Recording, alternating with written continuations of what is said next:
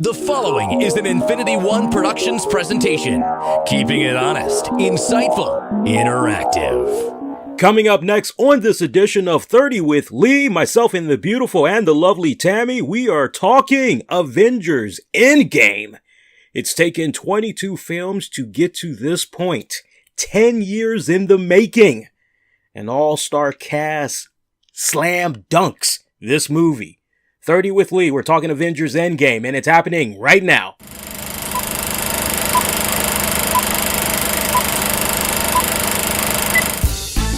Lee's his name. Movies is his game. You're listening to 30 with Lee. Now kick back, baby, and enjoy. And welcome to this edition of 30 with Lee. Lee is my name. Movies is my game. You're checking out 30 with Lee. Joined along with the beautiful and the lovely Tammy. What is going on, honey? Hello! Yes, okay. How's everybody doing? Yes, so before we dive into this, I want to just give a quick programming note. What you are getting ready to hear is a spoiler-free review. I repeat, this is a spoiler-free review. If you all that have already seen Avengers Endgame, and you want to know what we thought about the movie in greater detail, make sure you check out our Patreon page at patreon.com/RCWR show. One more time, that's patreon.com/RCWR show. And you'll be able to check out the spoiler edition of 30 with Lee that will only be available to our Patreon members. Do consider being a Patreon member. As for as little as $5 a month, you'll be able to access exclusive audio content like what we just talked about and so much more. Learn more information over at patreon.com/RCWR show. Now, maybe at a later date, we will release that spoiler edition of 30 with Lee. But for now, we are doing a spoiler-free episode. And we're really doing that to honor the request of the directors, the brothers themselves, Anthony and Joe Russo, who are the writers, the producers, the directors behind some of the great cinemas that we have been seeing from Marvel Studios all of these years, and everything pretty much culminated, as we mentioned at the very top, 22 films. It took 22 films to get to this point with Avengers Endgame. An all-star cast has assembled for this one. Robert Downey Jr., Chris Evans, Mark Ruffalo, Chris Hemsworth, Scarlett Johansson, Jeremy Renner, Don Cheadle, Paul Rudd, Brie Larson, Karen Gillan, Danai, Gurira, Bradley Cooper, Josh Brolin. Oh my God, I'm just with all of those names that I had just named. Okay, so I know Tammy was a little bit confused at some of the stuff that had transpired in Avengers Endgame, and I do want to stress this for some of you guys. Now, I'm not putting any spoilers out there. I'm not telling you something that you don't already know, especially if you've seen the trailers and all that for Avengers Endgame. So first off, and a lot of people were kind of rubbed the wrong way when they had saw the commercials for Avengers Endgame. You see the part where the Avengers, they're wearing these white suits. You see Ant-Man. You're putting two and two together, those suits, Ant-Man, somehow there's a connection there. They're doing something that involves reversing time or whatever. And you're kind of like, okay, so what exactly is going on? Now, I can't stress this enough. If you did not see Captain Marvel, see Captain Marvel. I can't stress that enough. See Captain Marvel. Because her appearance, I mean, it's critical in Avengers Endgame, I would say, to a certain degree. She does play a pretty good, significant role, right?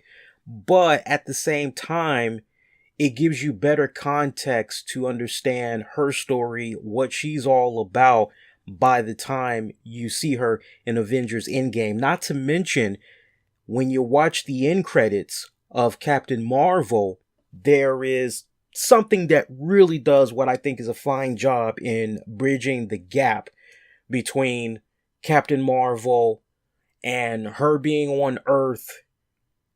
I don't really want to put too much more out there with regards to the Easter egg that happens in her movie, but it bridges the gap very beautifully, I think, in setting her up in Avengers Endgame. That much I can tell you. I mean, come on. It's a foregone conclusion. Hey, we're going to see her in Endgame. All right. It's definitely a foregone conclusion. But if you have not seen Captain Marvel, you owe yourselves. Check that out. The other movie I will bring to you all's attention is Ant-Man and Wasp. You must see that movie, because when you see that movie, and look, the movie has already been out for a significant period of time, so I can actually kind of get into that a little bit without going into overkill.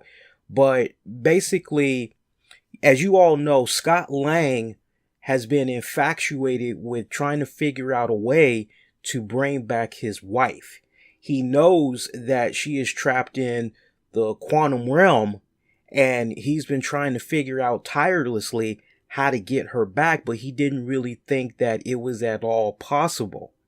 And when you see the events that come about, basically between the first Ant-Man movie and going into Ant-Man and the Wasp, it becomes pretty clear that Scott has been working on an idea of, okay, well, based on what Ant-Man's been telling me, because in the first Ant-Man movie, remember, Ant-Man did go to the quantum realm.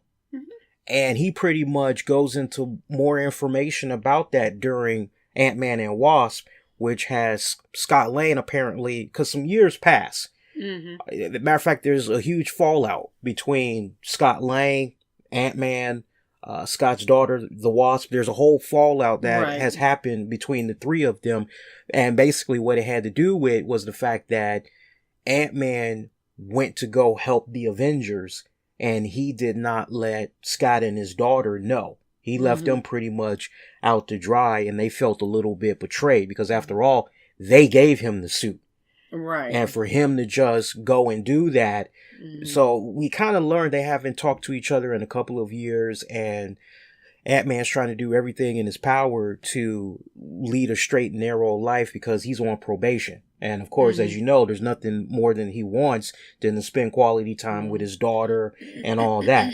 So the events that transpire in Ant-Man and Wasp, you have to watch that to understand the basic canvas of what is setting up Avengers Endgame.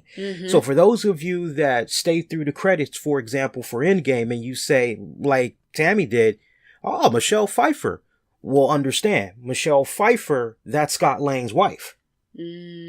Okay, so how she gets out of the quantum realm and all that, I'm not going to spoil that. You all just really...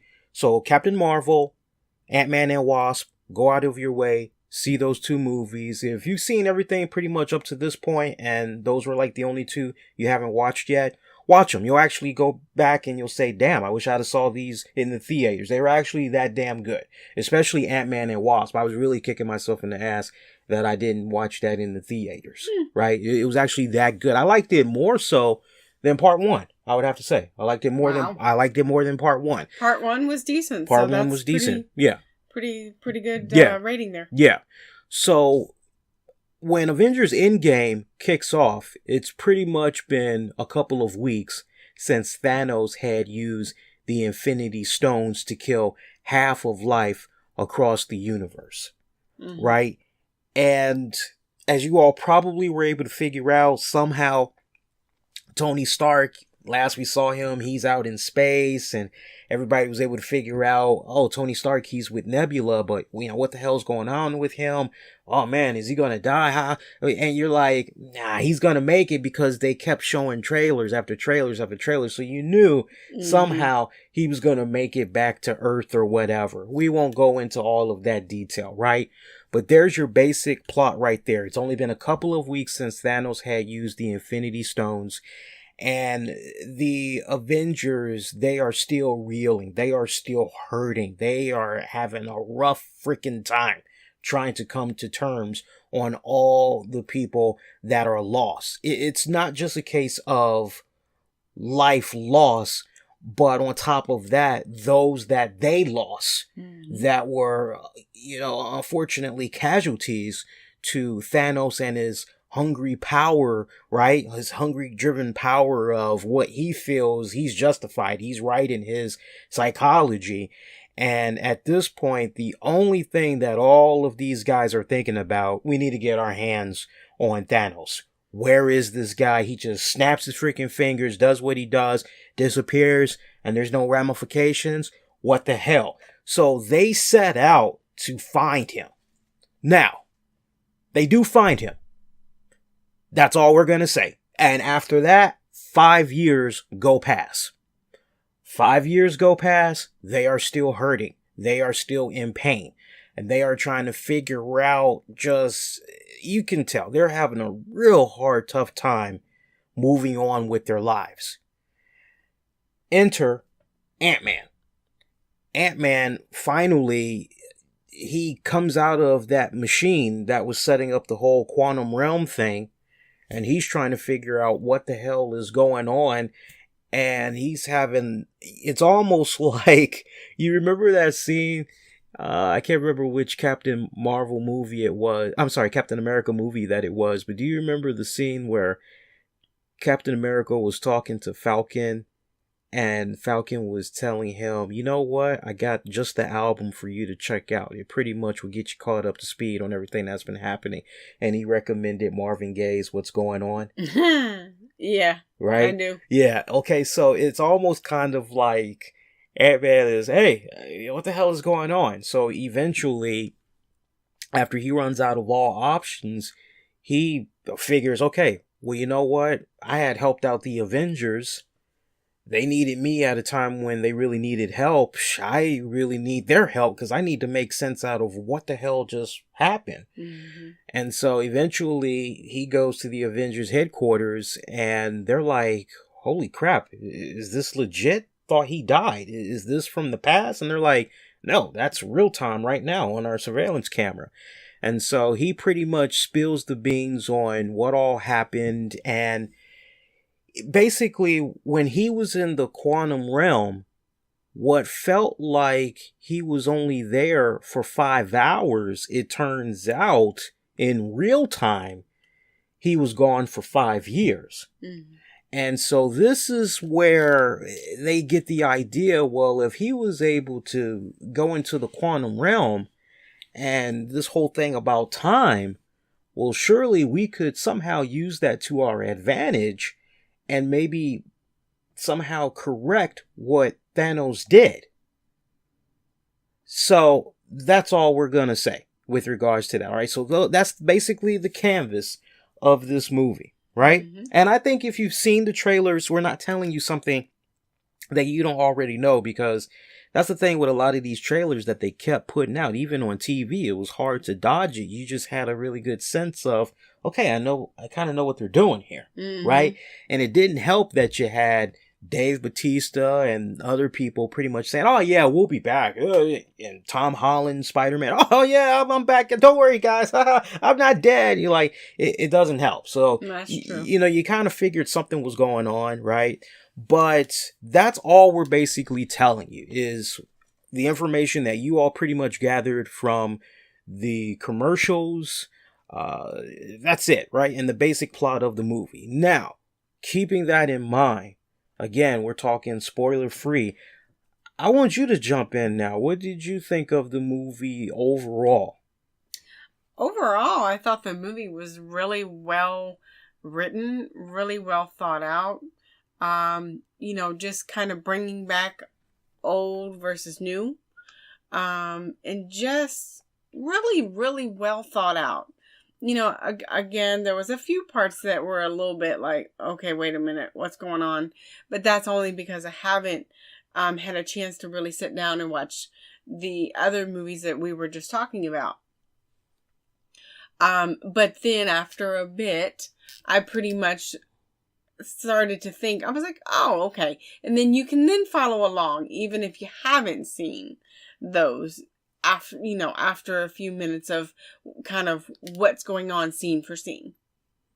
Yeah, I mean, the other thing that, and folks, we're not trying to be all vague with you. We really don't mean to, but we got to honor the Russo brothers. They don't want for people to spoil the movie, so we're trying to do our best to not spoil it for you guys. But to add on to what you had just said, yes, I would have to say that as far as all of the Marvel movies that have come out, right, it's taken them 10 years to basically get to this point as far as storytelling and all that goes. I would have to say that I got to give a lot of credit. I got to give a lot of props to the Russo brothers, because them, as well as the execs at Marvel Studios, for them to had brilliantly been able to map this out over the course of 10 years. Think about that. Yeah. Over the course of 10 years. And they always had this plan. They had the vision. They knew the end result. And for them to just brilliantly be able to piece this, it's a masterpiece. Just take this canvas and just add on layers on top of layers on top of layers. And intertwining. Right. So many movies with so many characters. Yes. And getting the same camaraderie and and just there's no change between this person's single movie into when they're in with Avengers. It's a continuation and it's an intertwinement and it gels so well. And everybody feels equal. That's the other thing. That's the other thing that we really need to touch upon. Ever since the first Avengers movie had came out and everything, like, everybody, there was no, okay, well, it's obvious who the star of this picture is. No. Everybody was like freaking equal. Yes. Even going into this one, and you've just got this ensemble of, we told you who all is in this movie at the top, and you're like, wow, all right, we're jockeying for top billing here, huh? And no, everybody is just equal playing fields, I must say. And, I'm a sucker for the golden age of cinema. And I like the fact that here in this day and age in 2019 and going into beyond, that it takes Marvel Studios to be able to assemble such a great A-list cast of actors. And the reason why I brought up the golden age of cinema is because anybody that is a fan of the RKO pictures days, right? You know exactly what I'm talking about. You had that era where, hey, you really can see James Stewart and freaking Cary Grant and Katharine Hepburn, and frickin' Robert Mitchum. You can see all of these guys in the same movie together, and, we're gonna make it possible, right? Like, you don't really see that in this day and age. Usually, it's very rare, because usually it's, okay, we can do one top billing, we could do two. Right, or three. Maybe three. Four's kind of pushing it, maybe four, but that's about it.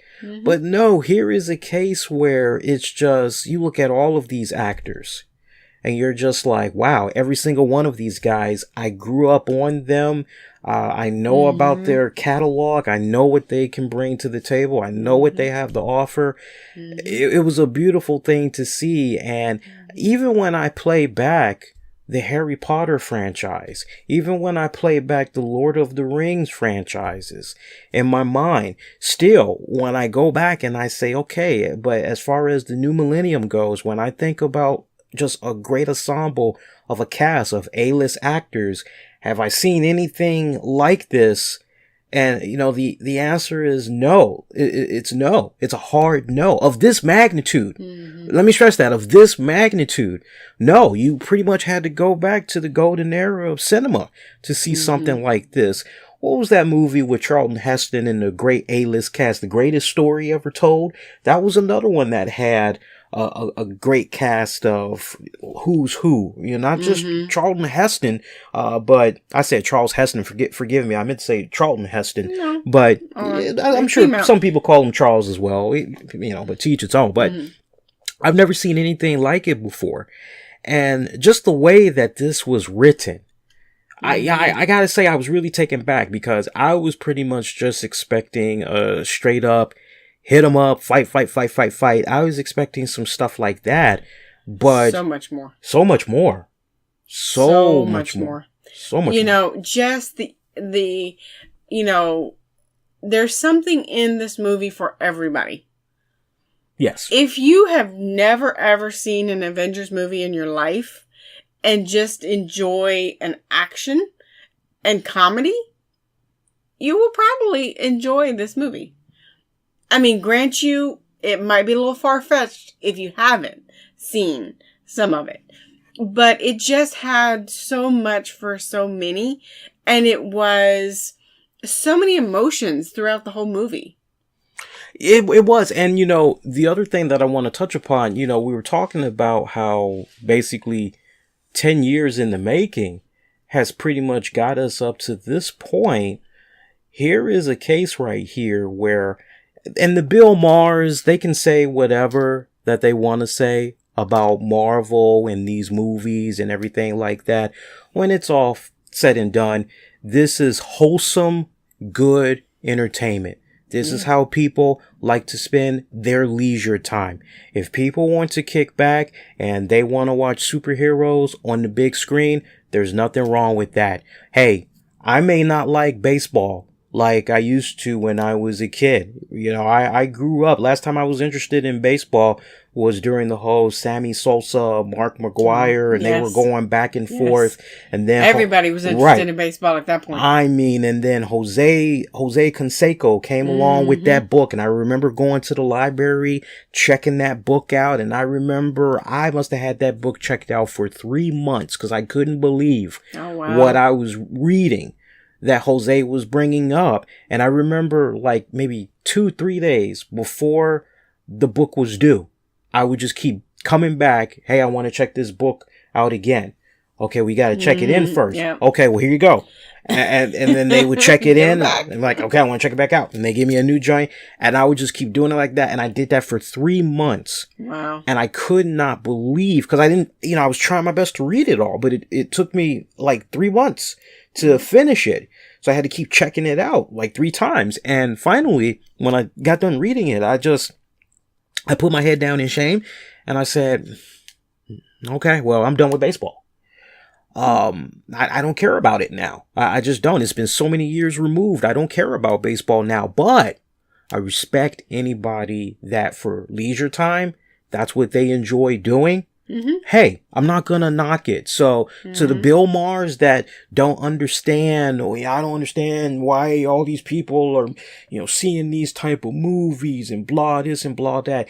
It's called having an escape from your 9-to-5 job. It's called having an escape from maybe dealing with peer pressure at school. There's some type of a bully or people are making fun of you. You're being harassed or whatever. It's called forgetting that your mortgage is due and car insurance is due and this is due and mentally you need to decompress. It's just all about... If only for a second. That's all. That's the bottom line. That's the bottom line. These characters were with us, for a lot of us that were into the comic books, these characters were with us when we were kids growing up. And now we are of age where, wow, these characters who I could only dream about in live action format as a kid, here they are. And it's done so perfectly. It's done brilliantly, like what I could picture in my mind as a kid reading the comic books. This is fantastic. What the hell? And then for a lot of us, we're introducing our kids into this. So it's like we're being a kid all over again through the eyes of our own kids. And look, I don't expect for Bill Maher to understand. And I hate to make this be about Bill Maher, but, you know, it's kind of fitting that we do kind of talk about him since he took the shots that he took at Marvel and everything. And, you know, each time we've seen a Marvel movie in the theaters, what do you see? Families. You see kids. All right? I don't expect for Bill Maher to understand that because Bill Maher doesn't have any kids. All right? Or possibly never really got into that particular form of entertainment. I think him smoking weed and his buddy smoking weed is stupid, but I respect the fact that they do that. I don't have the need for that. Just as how I may say, hey, if I want to get my buzz on, I have a bottle of beer. Some people may feel beer, weed, that's all stupid. You shouldn't need those to have fun. But it takes a bigger person to say, hey, if that's your cup of tea, whatever. I'm not going to knock it. Whatever you got to do, hey, I respect that. As long as it ain't the hard shit, hey, you know, it's all good. But my point is, you've had so many generations of people that have grown up on these characters. And to be a young adult and to relive my childhood all over again, right? And just see how everything has just, you know, it's been a really great experience. And I know Marvel Studios is not done by a long shot, especially with the acquisition that they did of 20th Century Fox and everything. They now have the X-Men franchise. They now got the Fantastic Four. They've got a plethora of talents that, oh my God, like the world is now truly endless. It is truly endless, right? So I can't wait to see what they're going to be doing. And I can only imagine, right? But it opens up the door on so many levels of new opportunities. But we need to make sure that we give props to, and I want to talk a lot more about him. And I want to give a lot of love to Chris Evans when we do the spoiler edition. But I just want to end it on this note, the talk of Avengers Endgame. We owe a lot of what all had came about with this franchise and everything getting up to this point. We owe a lot of it to Chris Evans and to Robert Downey Jr. And I can only imagine that for Robert Downey Jr., here is a guy that by 2008, he had already stayed on that path of redemption because he had hit such a low point in his career. I mean, we grew up on Robert Downey Jr. Yep. We did. So we were in his early days. In his early days. So before the whole Iron Man and all that came around and everybody's, no, we were the original ones. We were the ones that we were begging our parents to take us to the theater because he was in some cool movie. You know, I remember being that kid growing up, looking at Robert Downey Jr. and saying, my God, that dude is fucking badass. He is so fucking cool. For me, growing up on Robert Downey Jr., Robert Downey Jr. to me was equivalent to James Dean. He was equivalent to James Dean. You know, he had this aura about him. He was James Dean. He was Steve McQueen rolled into one. That was the type of guy that for me, Robert Downey Jr. was. You know, hey, here's the pretty boy. He's got the good looks, but he's tough. He's a bit rough around the edges. You know, yeah, that's the kind of, you know, guys wanted to be like him, wanted to maybe be his friends or whatever. The girls wanted to be with him. And we remember the rough patch that he was having, dealing with the drugs and all that, probably at one of the lowest points. And he was trying very hard. We're the ones that remember him when Hollywood would not give him an opportunity. He had to come on TV. He had to come on TV. And he had to do a little show called Ally McBeal. And that was the beginning of his road to redemption. But even at that, he fucked up. He had a relapse. And what happened? As good of an actor as he was, matter of fact, I remember him being nominated for his role on Ally McBeal. Now, I can't remember if he won. I don't think so. But I remember he was nominated because he was there for, I think, a couple of seasons. Not that long, but it felt like he was there for, if not 3, at least 2. But the producers and everything, they were like, oh, this guy is such a headache. Like, we got to let him go. And his replacement, and for me, it was the demise of the show because I didn't care afterwards. Bon Jovi. Bon Jovi was his replacement, and I was like, it ain't the same. It ain't the same. And I was disinterested after that, right? But just when it seemed like Robert Downey Jr., man, here he is. He couldn't even get a damn TV show right. Hollywood don't really want him. And the movies that he might be able to get, they kind of suck. You know, it's like, you're better than this. Like, why are you resorting yourself to this shit? You know, for a lot of us, I know I can speak for myself. Man, this dude's done. But somehow, some way, this guy found whatever. And he's been on the clean and narrow path ever since. And I tell you what, for everything to play out the way that it did, and the olive branch in Marvel Studios approaching him, because I remember vividly the rumblings of how Marvel Studios, they had this big plan, and oh yeah, we're going to approach Iron Man. I remember that was like one of the first projects. There was like Iron Man, we're going to do Iron Man. And rumblings were, well, who the hell is going to be Iron Man? And we're all thinking, we're trying to picture it. And early on, one name kept popping up, and it was Tom Cruise. And everybody kept saying, Tom Cruise, Tom Cruise. And then they got to a point where Tom Cruise was he was letting it be known, I want that role.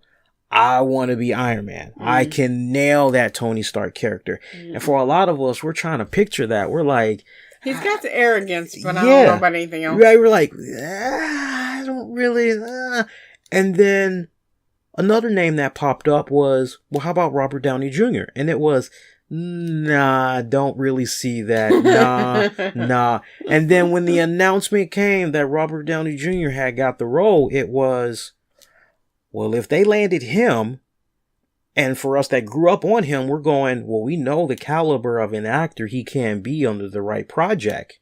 Understand something. When you go back and you look at how comic book movies were being handled, look at your Incredible Hulk, the first couple. Look at those. Look at the Fantastic Four. Look at Mortal Kombat. Look at Street Fighter. Look at all of those. All of those, let's be honest, lacked. They were a joke. They were a joke. They were looked down upon. It was, no, we're not going to give these films the time or day. Forget about it. And for a lot of those movies, you looked at them and you said to yourself, if only the right type of script could come along where this movie could be approached seriously, and you had really great acting. You didn't have to settle for some cheesy ass Lifetime C- rated actors. If only you could get your hold of some really good caliber fucking talent. What the hell? And then here's a guy with really nothing else to lose, and Robert Downey Jr. Okay, let's take a gamble. They're giving me this money, but hey, it don't work. Hey, I can just take the money and run. Okay, whatever.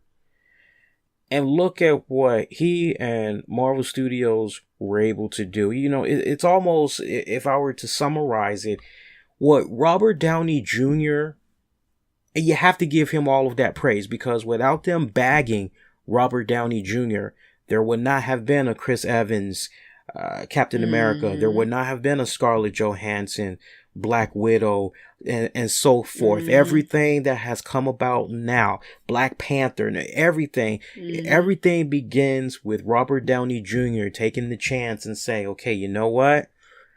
I see this picture that you're trying to paint. I kind of like the story you're trying to tell. All right, I'll ride with you for a little bit. Let's see how this goes.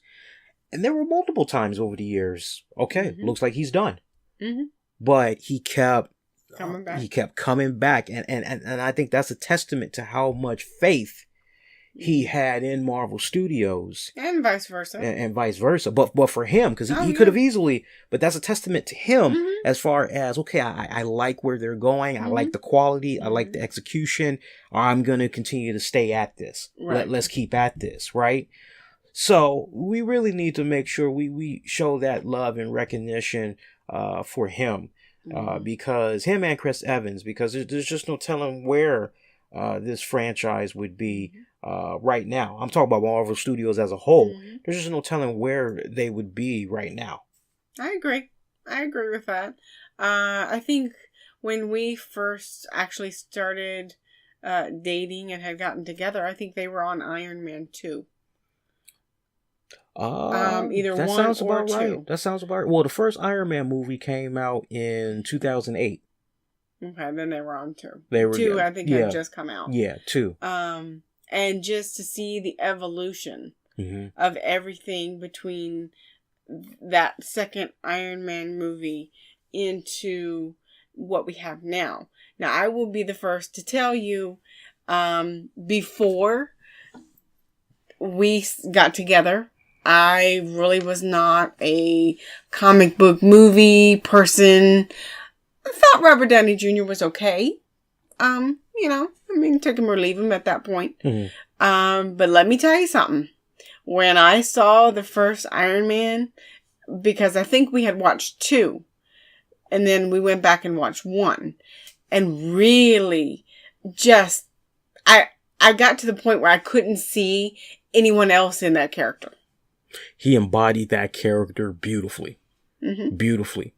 And you're just picturing in your head, well, let's just say worst case scenario, if he's not interested in coming back, who would be a good replacement? And it's like, nah, there is no replacement. Just how, and you look at Chris Evans. Chris Evans is Captain America. Like, you can't picture anybody else in that role. And his story is so funny because his first involvement with the comic book universe, he was Johnny Storm, the Human Torch, in the lackluster Fantastic Four movie. I mean, it bombed so bad and everything. And you're like, wow, for him to roll the dice once again. And take a chance. Right. And look at where it's got him now. You can't help but go, wow, that's pretty badass. Well, in closing, I think it has to be a marriage between all parts. Yes. Great acting. Yeah. Great storytelling. And merging those two to make a movie or essentially, a product of love to be able to pull off, you have the same actor who's in another film and it bombs. So, okay, either you have crappy co-stars, crappy writing, and maybe, just making the whole project just lackluster and people are like, no, I'm not going to go check that out. So basically, in a long story short, in a nutshell, once you have that perfect marriage, and like you were giving the credit to the Russo brothers, that perfect marriage of this wonderful story and an actor who can kick ass with the character, you then get the Avengers team that has transpired to what we have now. Yeah. Just a big old domino effect. Honestly, it's like, wow, that's doing what for his career? Yeah. Okay, yeah, sign me up. That's doing what for her career? Yeah, I'm game. Sign me up. Yeah. I'm willing to do that. Yeah.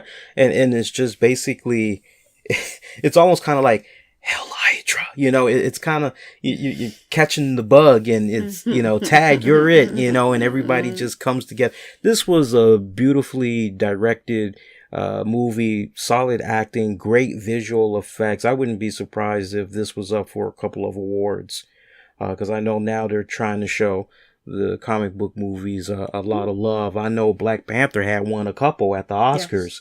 So congrats to Black Panther. So it's nice to finally see, take that, Bill Maher. It's nice to finally see that we have these movies getting the recognition that it deserves. But I would definitely say, in closing, Avengers Endgame, 2 major thumbs up. I think this is the first time, if I were to put a number scale out there, as far as 1, the crappiest, 10, awesome sauce. I think this is the first time on an edition of 30 with Lee where I would have to say 10 out of 10, Avengers Endgame. So much so that I enjoyed this more so than Avengers Infinity War. I do too. Yeah? What would you rate it? Honestly, I couldn't find one thing wrong with it. I would give it a 10 out of 10. Okay. Yeah. So there you go, guys. So if you have not seen the movie yet, what are you waiting for? Still listening to us? Go on out there if you haven't done so already. You haven't gotten your tickets. Go check it out. And go early. Go early. It's already done 160 million. $169 million. Yeah. Yes, because at the time that we're recording this, it's Thursday night. And we're just, now at this point, almost an hour removed from when we saw it. And yes, it's already racked in an estimated $169 million worldwide. And it isn't even Friday yet. Yeah, it hasn't world premiered yet. It doesn't do that for a few more hours. So go early. Because there will be lines. There will be lines. Trust me. Trust us. There definitely will be lines. Let us know what you had thought about Avengers Endgame. And if you're new, welcome. Definitely would love to have you on board, man. Make sure if you haven't done so, hit that subscribe, all that good jazz. Get at me on Twitter, Facebook, Instagram. Use the keywords, the RCWR show. And that is going to do it. She's the beautiful and the lovely Tammy. Lee is the name. Movies is our game. Thank you for checking out 30 with Lee. Thanks for listening. An Infinity One Productions presentation, keeping it honest, insightful, and interactive.